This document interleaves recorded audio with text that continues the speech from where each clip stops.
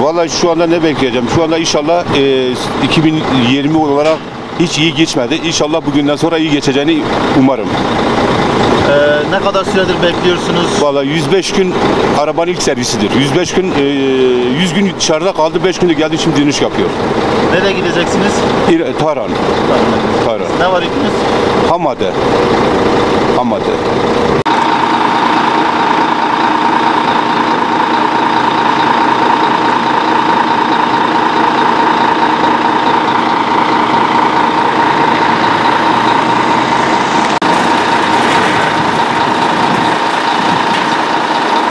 Vallahi bu öncelikle koronavirüs tüm dünyayı çok etkiledi.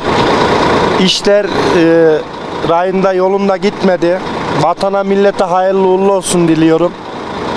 Kazasız belasız bol kazançlar herkese.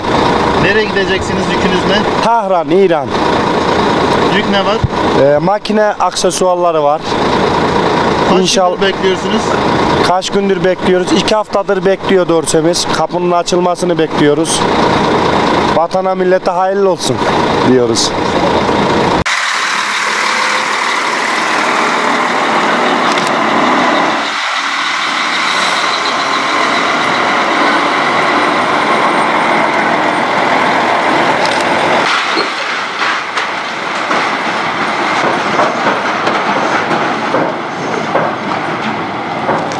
Şey yapıyorlar. Onun için anlıyorsun. Ayıp olur ya. Saçma bir şey yapıyorlar.